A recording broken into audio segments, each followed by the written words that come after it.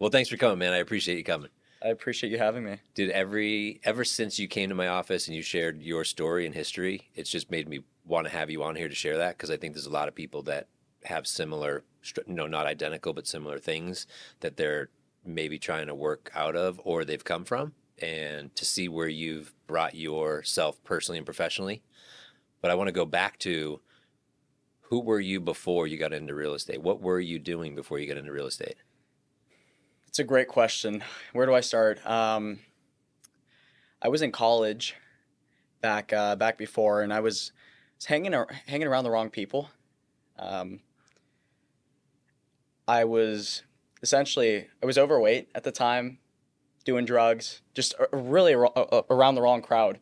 And then when I got into college, all of a sudden I cut down, I lost a ton of weight, and now I had all this attention because all of a sudden I looked good. And so I joined a fraternity because I wanted more attention, and that's where I realized I was around the wrong people. It was fun until I saw these guys waking up at 12 o'clock, 1 p.m., and first thing they do when they wake up, they'd hit their jewels, they'd hit the bong, and that was their life. And then they'd go off to their classes all stoned. And I was like, dang, are these really the people I want to be around? And so I started slowly realizing that that's not the group I wanted to be in. And so I took my time and energy, started putting it in other avenues, and I tried focusing more on school. And then I realized, well, is school really what I want to do? And after some realization, it didn't strike me as something that I wanted to do. I didn't see myself doing this in the long term. And, being a financial advisor, it just wasn't interesting to me. So let's rewind. So what was the catalyst of, like, you got to college? What made you then say, hey, I'm going to start getting in shape? Like, where did that come from? I think it came from having a healthy ego. I think anyone who's successful nowadays, at some point in their life, I think they've always had like this healthy ego that deep down they know they're meant for better. That they know they have a purpose outside of where they currently are at. And so deep down I knew that I wasn't meant to be this out of shape guy who was, abusing things I shouldn't be abusing, right? Mm-hmm. And so I slowly started dragging myself out of that, started taking myself to the gym, surrounding myself with better people, and getting in rooms with people who are ahead of me. And so, that's exactly what happened. I started, swaying away from that crowd, and I focused more on school until I realized it's not what I wanted to do. And so, I had a conversation with my parents, with people I love, family, and I told them, hey, I want to drop out of college. And they're like, what are you talking about? Are you crazy? You have a scholarship on the line. You've got everything on the line. Like, what are you going to do? You're going to ruin your reputation. You're not going to be respected without a college degree. You're not going to make any money without a college degree. Well, I told them, well, why don't I just get into real estate? Like, what do you mean real estate? You're so young. What made you think that? Well, so my mother's been an agent for 20 years. Okay. And she was the one who's like, yeah, get your license, but don't drop out of college. Just do it as a part-time thing. And I was like, well, why not just go all in? She's like, well, who do you know that wants to buy a house with you?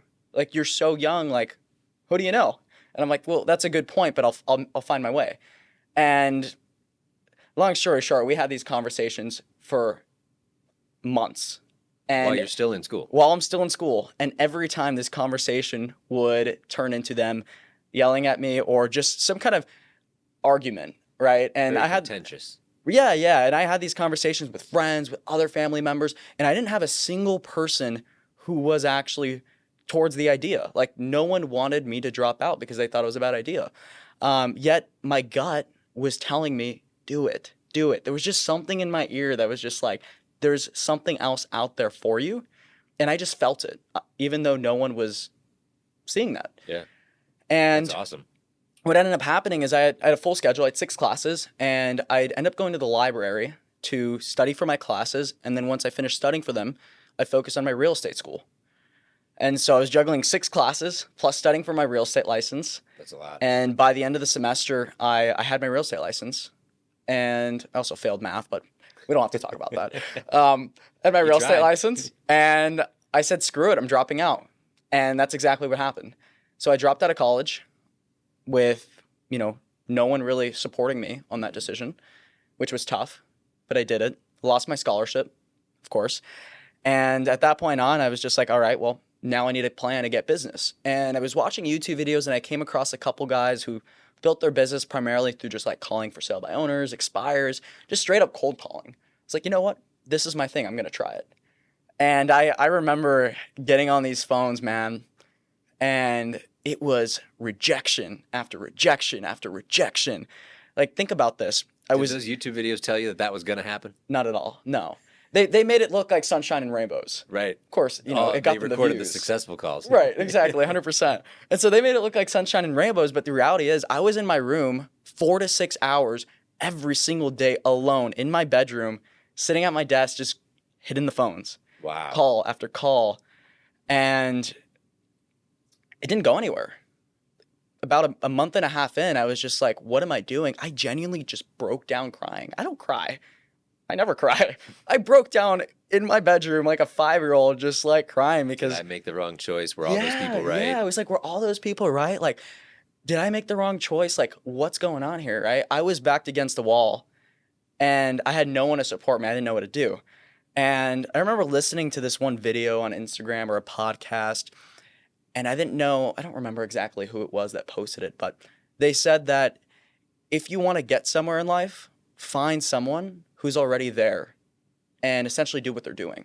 So I was like, okay, well, how do I find people that are already there and doing what I'm doing? You know, my mom's in real estate, but she's built her business from being in the business for 20 years and just having referrals. How do I find agents who are also younger and crushing it and just doing this on a daily basis? And so I had a light bulb go off and I was like, well, I can just go to some open houses in Scottsdale. That's what I did.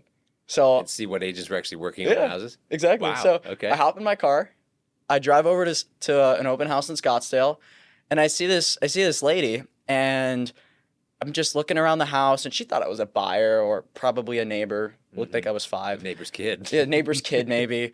And I asked her, I was like, hey, how'd you get this listing? And she's like, what do you mean? And I'm like, well, like, this is an $800,000 house in Scottsdale. Like, did you know the seller? Like, how'd you get it? She's like, well, you know, I called them up. Like, what do you mean you called them? She's like, well, my company trained me. I was like, your company, like, trained you? I was like, oh, I've never heard of that. I've never had a company that's trained me. I was at a smaller brokerage. I was like, you just pay desk fees. Were you at Mom's brokerage? Yeah, I was at Mom's brokerage. Okay. Great company, great people, but higher split. Training. You got a higher split, but no training, right? Yeah. And so I was just like, okay, interesting.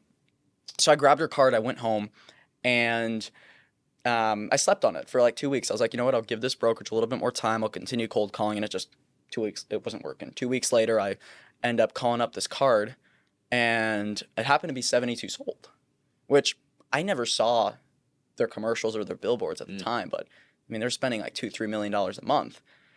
But anyway, I called them up, and there was the hiring manager on there, and I talked to her, and she's a great lady, by the way. Heidi is her name. Super good lady. And I talked to her, and she's like, sorry, we don't hire new agents.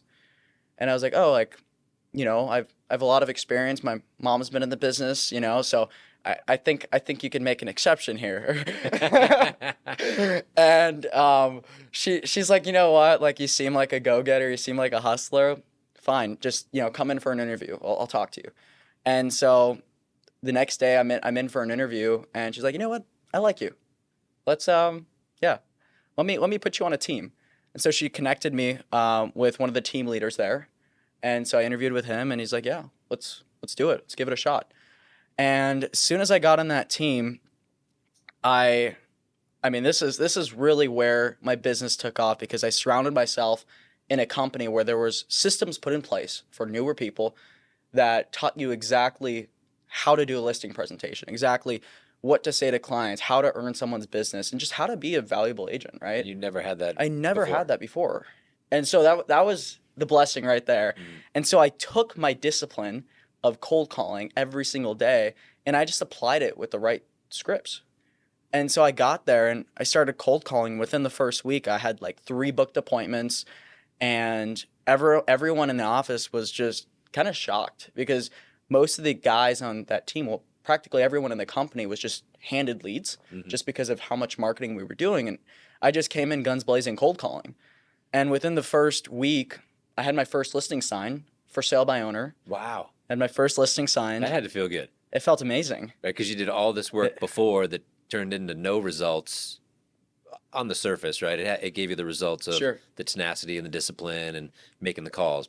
But once you had the roadmap and the plan and the processes to apply the same tenacity and discipline to it, to then get the results, that had to feel really good. It felt amazing. I felt like I was on top of the world.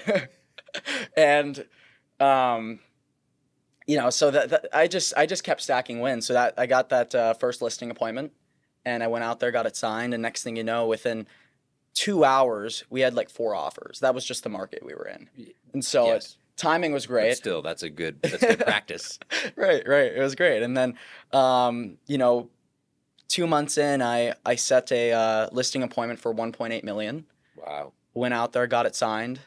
Next thing you know, Greg Haig interviewed me in front of the whole company, youngest guy in the entire company, and Really? You were the youngest at Haig Partners? Yeah. Wow. Yeah. Cool. And I was taking on a ton of listings. But fast forward, essentially, I put in the reps, I got the right mentorship, the right training, and by the end of the year, I sold 45 homes and did 20 million in sales. By the end of my first year. Yeah. Wow, congratulations. So it was a blessing in disguise, dropping out, hitting that hurdle, not knowing what to do, thinking my life was going to end, and just putting myself in bigger environments, bigger circles, and surrounding myself with people who were incentivized to help me grow. Dude, that's awesome. Yeah. So what did your parents say after you came home with the, hey, I closed at 40 million? Yeah, they were, I think they were just shocked. I mean, I made them admit I was right. I was like, you know what, you guys, just admit it. Yeah. Just admit. Did they still want you to go back to school though? No, Cool. they're thankful I They were dropped happy out, that- and yeah. I love my parents. Like they're the best thing that I really have. Yeah. But it was nice to know that my gut was followed and that my instinct is correct. Mhm. Because although some people may truly want the best for you, no one really knows what's best except for yourself. That's good. Yeah. I like that. Okay, so you made a transition because obviously you're not with Haig anymore. What was the catalyst to the move from Haig? Yeah. So the market changed, and Haig was still pushing out, the same messaging, and I just felt like we weren't really selling homes in 72 hours anymore. Mhm. I was just like, okay, well, we need a switch, and so the whole team ended up switching and moving over to another brokerage. And after being at that brokerage for 1 to 2 months with the team, I ended up deciding I wanted to go off on my own and start my own team. So how many years has this been now? Since from So- license to that point where you said, hey, I'm going to go on my own. It's been about 2.5 years. Okay. Yeah. Awesome. So yeah, it's been great. So So what was the decision again? Was this my gut saying, man, I think it's time for me to go on my own, or it What made was that decision? honestly, it was just putting numbers together, and I was just like, you know what? At this point, it doesn't even make sense to be on a team anymore. It just didn't. As much as I love the team, as much as I love my environment and how much I learned from them, it just financially it just didn't make any sense. well, like you said before, your previous brokerage, great brokerage, but higher splits because Yeah. you're not getting much support, which is Right. fine.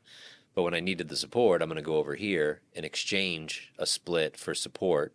But then at some point in time, I go back to, well, now that I have all that training, I don't need as much support. Maybe I can make it on my own over here and keep more for myself. Yeah, that's exactly what happened. And then I ended up moving to eXp Realty. I met Chris Bowers, who that guy's changed my life. The reason I chose eXp and partnering with Chris is because, just so you know, I interviewed like probably 4 different brokerages or maybe 5.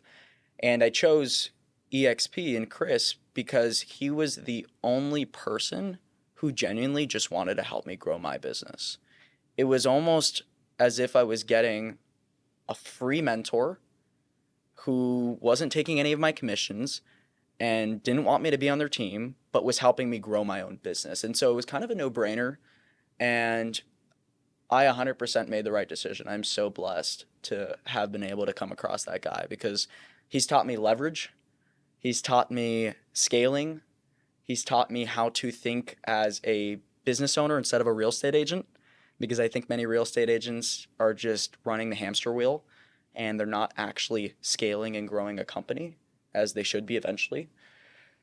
And so I'm blessed to have, you know, gotten again in the right rooms, Yeah, well, and so early in your career, right? right? Some people could be 10 years in and go and find a mentor like that that's like, wow, I should be building this more like a business. Yeah, There's like leads and leverage, right? So how is 100%. your business built now? So are you still cold calling? Have you built up a database where it's a lot more database and sphere? What percentage of your business comes from which verticals? Yeah, so I've got a handful of different lead sources, and I always look at that like a bucket Hmm. because eventually, the more the bucket pours, it's gonna run dry at some point, right? So you need to have a diversified stream of leads coming in, and so Hmm. I've got, of course, my own cold calling that I do on expireds. I have my virtual assistant that cold calls every single day. I have my team that I've trained to do the same thing. I've got Google pay-per-click leads coming in, referrals, mailers going out every single month. So, and now social media. So I'm trying to hit the lead generation game from all kinds of angles Hmm. because I think that gives me the most leverage and almost like a sense of security that if one of them runs dry, I've got another one. So diversifying your assets. Exactly, Yeah. 100%. So with database, let's talk strategic. And obviously, I know you probably follow Chris's Bowers Blitz, Yep. but is that your model towards your past clients? What are you doing with those people? I like a more personal approach. So for my past clients, I'll just call them up, see how they're doing. And I like how Chris has helped me systematize that. So like every quarter, every year, um, monthly mailers, Hmm. just making sure I'm touching them Yeah. and So that you got the they're monthly mailers. What do the calls look like? Is it two, three touches a year, one a quarter? How does that go? I'd say it's about 2 or 3 a year, Okay. right? Yep. Sometimes it's hard to keep up with all of them, but I mean I just set that expectation that Hmm. hey, I'm extremely busy, but if you ever need anything, I'm here for you. I'm a call away. Yep. So I always think it's like you've done so much to procure the client to then get them to trust you and work with you that you got to figure out that system to follow up to stay top of mind so that they do come back to you, mhm, right? So having that, I'm going to call them two, three times a year. I'm going to be in their mailbox. Is your mail outs like monthly, semi-annually? How often do you mail out? monthly, yeah, So you're in their mailbox every month. I'm yep, top of my like, oh every month. hey, Ari's still looking fit and cut. Then throw it in the recycle bin, right? They get the call from time to time. Do you have any emails or videos or social strategies for them? Yeah, I've got email automations that I have a company set up for me, and that's been amazing. I'm trying to integrate more video content Okay. directly to them. I know you're great at that, so I'll have to pick your brain a little bit more on that. Yeah. But I don't think there's anything better than just calling them up. Hmm. For sure, Seriously, like top the that's leveraged ones is having sure. the videos and things like that. But also as you start to really get big, having events is another one too. Have you Mhm. ever thought of doing events, or have you done those yet? Yeah, Chris was talking about that, how he rented out a movie theater for his clients and 100 people showed up. And so, yeah, eventually I'm gonna start doing that. I want to do it twice a year. Hmm. And housewarming parties are another good one that I'm Have gonna you done start putting those? together. Not yet, man. We were Okay, just talking about it in our crew, and people have been doing them and just crushing it. So that's awesome. Look, I always, and maybe it's better as the realtor offers it, but like I offer it to the clients. Hey, once you get settled in, we want to show off the house. You mhm. want to have a housewarming. Happy to help. We'll sponsor it. We'll get the agent involved, and they're like, great. And then it just goes away. Like they don't take advantage of it. I don't Mhm. know why. I need to talk to someone who's actually executing on it to say like, what are you saying? Are you just following up more than I am? Are you just offering it more times than I am? Is it that the agents are just in more relationship because they're like in the car with you, face to face with you? I Could don't be. know. That's what I would think. Agents are probably have a little bit more of a relationship than a lender does for the most part. So I think it's easier on our end, and then loop in someone like yourself to Hmm. help out with that. That way you stay top of mind as well. Yeah. All right. Let's pivot because it's an awesome real estate journey, and I'm excited to see where it goes. Because you've also been recruiting and bringing on agents on you at a really good clip, and maybe we'll pivot back there. But let's talk about personal development because you're really good at, from what I've seen from the outside, growth, reading, mindset. Were you just in Miami for Yeah, a yeah, yeah, was that a mastermind or a group of some sort or yeah, yeah, gathering? yeah. Essentially, it was a mastermind out there at Colin Yurkinson's house. He's a pretty big influencer on social media, and he invited a handful of people out there. Went out there, spent the whole day with him, and We're mostly talking about scaling your business, social media, getting in the right circles, um, the typical stuff. But it was extremely eye opening, man. What some people are doing at a young age, like it. Impressive. I thought I was doing well. I got humbled. I got humbled. All right, so So top three takeaways from that you're gonna actually gonna yeah, execute on. yeah. I would say one of the biggest takeaways was you need to take a step back sometimes to be able to take a million steps forward. Why I say that, I think people get too caught up in their day to day, The hamster wheel in you the referenced hamster before. wheel, and Yep. sometimes they don't take enough time to actually think about what they want. Mm. And that ties in with the second biggest takeaway I got from there is what's your why, right? Before you take on a big business decision or a relationship decision or whatever it is, like you have to ask yourself why at least 5 times. You have to, because there's so much out there, there's so much you can do. But you really have to narrow down and figure out what's going to be best for you and what you truly want deep down. Because the last thing I'd want to do is put energy into something, and 4 or 5 years down the road, I realize I don't want it. Hence why I dropped out of college. Right. Or that it's not in alignment with your why. Yeah, exactly. And I think one of the best ways of actually figuring out your why is writing down your thoughts on paper, because we have so many thoughts in our head that we probably have millions of thoughts every single day that go through our head. And so how do you actually categorize those thoughts and think through them and sift through the ones that actually need to be at the surface and leave the ones that are irrelevant behind? And I think the best way of doing that is journaling. Hmm. So Have you journaling, started that or been doing that? I've been doing that for about 3 years now. Oh, wow. Ever Keep 'em all? since. How was that? Do you keep them all? Yeah, Do you have I a do. stack of I do. journal books? Yeah. Wow. It's funny because I'm very big on visualization and manifestation journaling. And one of the things I journaled back when I dropped out of college was um, just how my day would look like, per se. So I literally wrote out a schedule of like what time I would wake up, what I would do. Like I had 6 o'clock wake up, 6:30 gym, 7 o'clock breakfast. Like I had every 30 minute of my day blocked off, and I wasn't even dropped out of college yet. Wow. But I had it all planned out. Nice. And then as soon as I did pull the trigger and dropped out, I just executed. Right. So that was really good for when it came to actually like structuring my day and creating a plan. But when it comes to like visualization and using journaling in that aspect, um, when I first joined 72 Sold, I had this crazy hunger and ambition in me to prove everyone wrong who didn't believe in me. And I would just use that as motivation. One of the things I wrote down is like, I will be the number one agent on the team. And I wrote that down every single day. I will be the number one agent. I will be the number one agent. I'll be the number one agent. By the end of the year, I was the number one agent on that team. That is awesome. Something else I wrote down was I will do so well that the CEO of 72 Sold will interview me. And that's exactly what happened. Wow. 2 weeks later. Wow. 2 weeks later. And so I say love this, that. I love I those say this things. not to boast, but I say it to show the power of journaling and manifestation.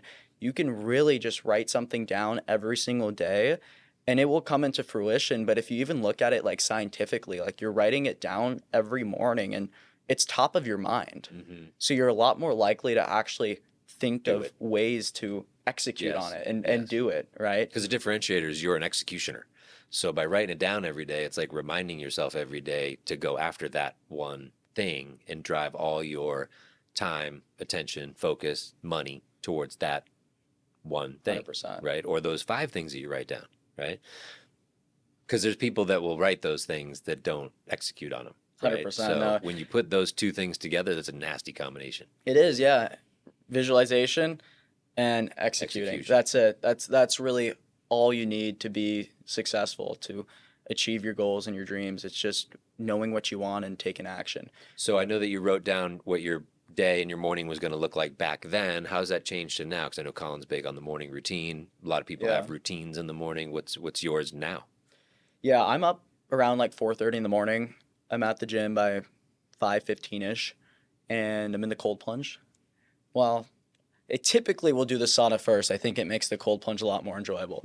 So I'll do the sauna, then I'll do the plunge, So and it's workout, sauna, plunge. no. Workouts after. Okay. Yeah. So Gary Brecka is huge on this. Are you Mhm. familiar with Gary Brecka?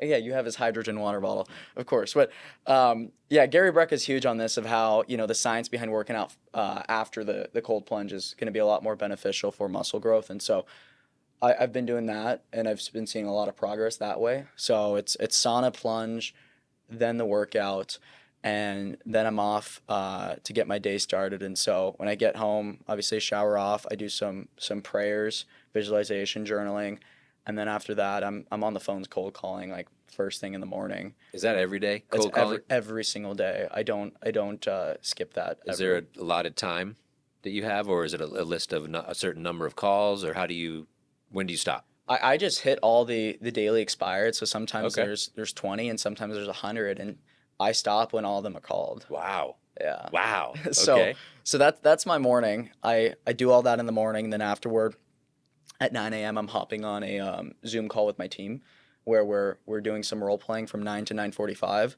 We're just practicing because Love that. I think a lot of agents in this business forget that if you want to become the best, you have to actually practice. And too many people are fixated on it being a numbers game, when in reality, if Steph Curry was shooting buckets all day and he was missing 80% of his buckets, and he said it was a numbers game, he wouldn't be in the NBA, right? They're the best of the best, whether it's athletes or business people or whatever sector, they're practicing every single day before they even begin the game. Mhm. And so that's what we do with my team. 9 a.m. we're dialing, and then 9 a.m. we're role playing, and 9:45 we're on the phones. And Now, do you guys do like a Zoom where you're all on the phones yeah, together? yeah, And yeah. cool. I like Exactly. that. So we just mute ourselves, keep our cameras on, and we're all dialing. And I love that because it gives us the opportunity to have a little bit more freedom. We don't have to drive all the way out to an office to be able to see each other. We just hop on Zoom, mute, and we feel like we're in an office. Mhm. Like it's amazing. Our Zoom call is our office, and It's awesome how the technology has done that for us, but also, there used to be a time where you would just call like you used to do. I just call from my house, making all these cold calls by myself in my house, and that just doesn't feel as good as when I'm calling with a bunch of other people, whether it's on the screen or they're in the room. It just feels good because we're all doing the same thing, going through the same stuff. yeah, Do you guys do anything like share wins in the comments all the or? time. I mean, we're setting on average like 5 or 6 listing appointments a week, and so every time we're flexing the wins in our group Yeah. chat, and everyone's hyping each other up. So we have a really good culture, Mhm, and I think to have good culture, it's important who you actually let into the circle. mhm. Because one person can kill the entire community, and Yeah. so we're super, I guess, detailed on who we actually like bring into that. What's kind of your vetting process to filter that out? Yeah, I would just say people who can follow, people who have similar values in regards to a team, and what I mean by that is people who are self accountable. I heard this from Dustin Runyon the other day. He was doing a mastermind, and he said something along the lines of, if you need extreme accountability, you're essentially a victim. Like if you cannot hold yourself accountable and you need someone to handhold you through every single thing and check up on you every single day, you're a victim. I think people should have accountability. That's extremely important, but there is an extent of how much accountability is actually needed, right? Right. So I think self accountability is extremely important. I would say being able to handle rejection.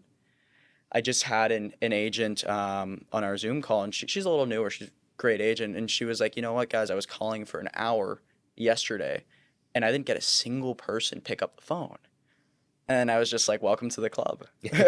So if you can go through that and persevere through no after no after no, or even worse, someone not even picking up the phone, Mhm. and you can do that every single day, you're bound to succeed, because I believe hard work out competes talent when talent doesn't want to work. Yeah. So, And they're building that muscle, right? yeah, yeah, That might be one of the affirmations. Like people pick up the phone and want to hear what I have to say.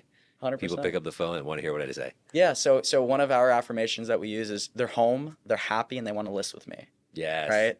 And that, I think, just any affirmation, I love yours too, but just any affirmation in general is so powerful when dialing, because as soon as that prospect picks up the phone and they hear a little bit of hesitancy in your voice, Mm, or they can feel solicitation right away. correct. Yeah. Like if you're calling someone and you think you're going to be bothering them, they're going to hear that in your voice. 100%. Right. And so I teach everyone, at least the people on my team and who cold calls with me, is you have to call them from a place of like actually wanting to help and actually thinking that they want to hear from you, because in all reality, there is that homeowner who's struggling right now because either they don't have an agent or they don't have the best agent.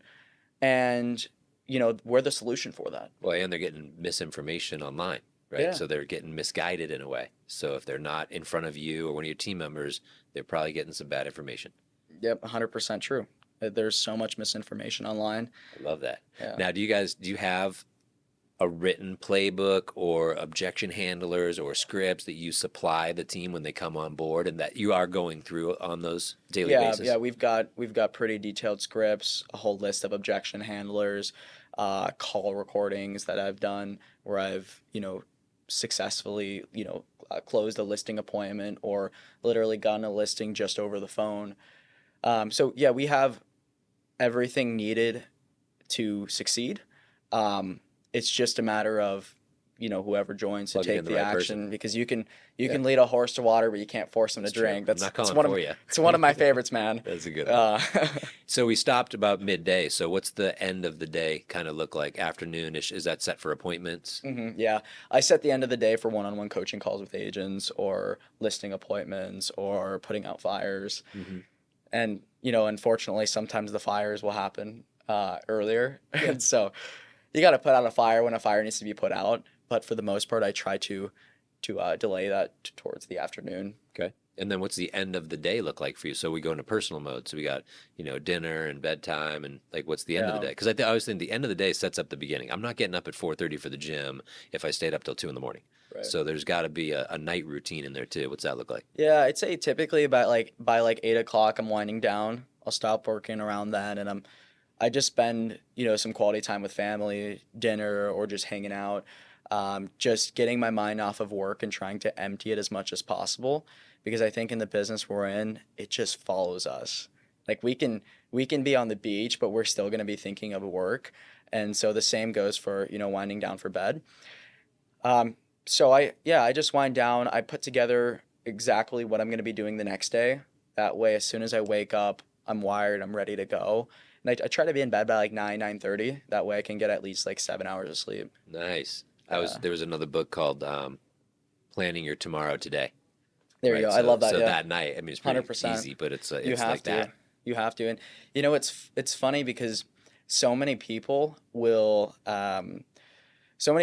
talk about how, going to bed at 9 is bizarre, or how eating healthy every single day is crazy, or how, not being addicted to nicotine is crazy. Like there's so many people who have made this lifestyle of just doing harmful things to your body a norm, to where when someone is doing something that's actually good for their body and they're consistent with it, it's almost like unnormal. That seems strange. It's strange, Mm-hmm. right?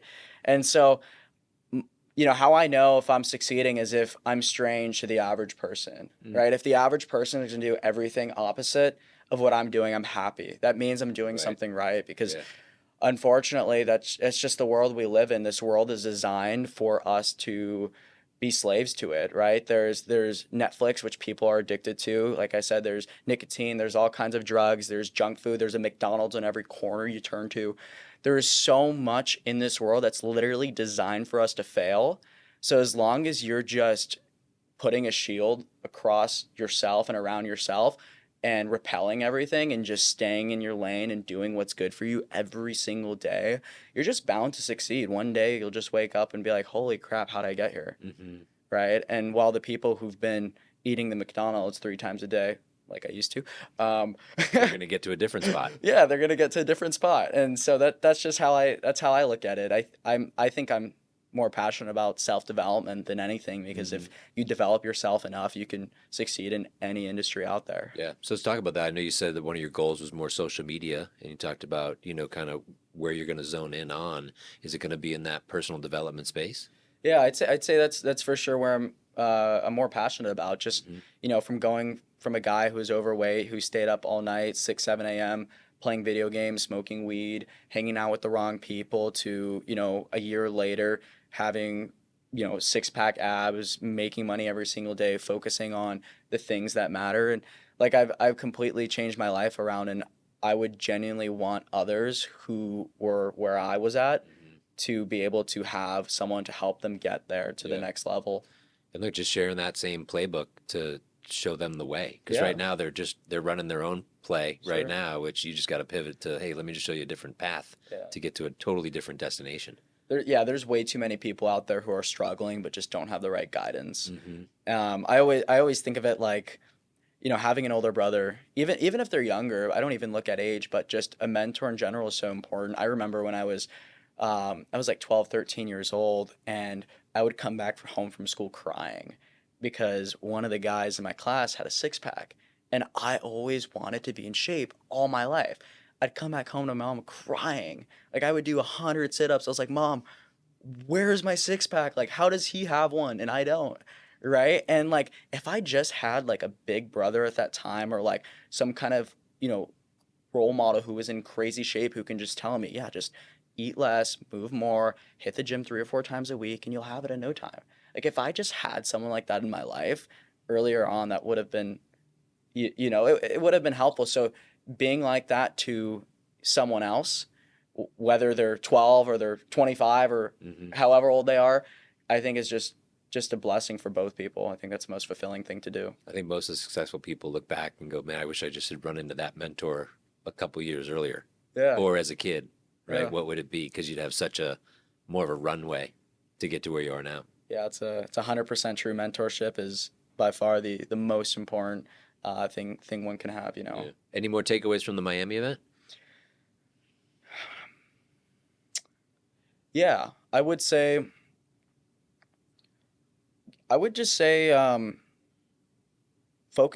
staying in one lane, because what I've realized is a lot of people, and I'm speaking about myself, they'll approach life or business with like a shotgun. And what I mean by that is they shoot, and there's like a bunch of different bullets that spread, and they go everywhere. Right, they're spraying and praying. Where in reality, the most successful people, they work like snipers. They shoot, it's one bullet, it's accurate, and they hit their destination. They were prepared, they practiced, Right. They aimed. Exactly. And so that's kind of the realization I've come across. I've been spraying and praying a little bit too much as of the last like 6 months, where in all reality I should just focus down on one thing, just like a sniper would, and kill that target and then move on to the next. And that one thing approach is powerful, right? Because you can, and it doesn't have to be like, that's the one thing I'm going to focus on forever. It's the right now I'm going to focus on that channel, that funnel, that agent, that client, on recruiting, on social media. And then later I can do something else. Yeah, 100%. It's like one domino at a time. That's it. Well, dude, I'm so happy you came in here. This is awesome. I can't wait for the next one. It was phenomenal. I really appreciate you sharing your story. Thank you so much. I appreciate you having me on here. It was a pleasure, man. Thanks, brother. Appreciate it, man. You've been a big inspiration. Well, thank you.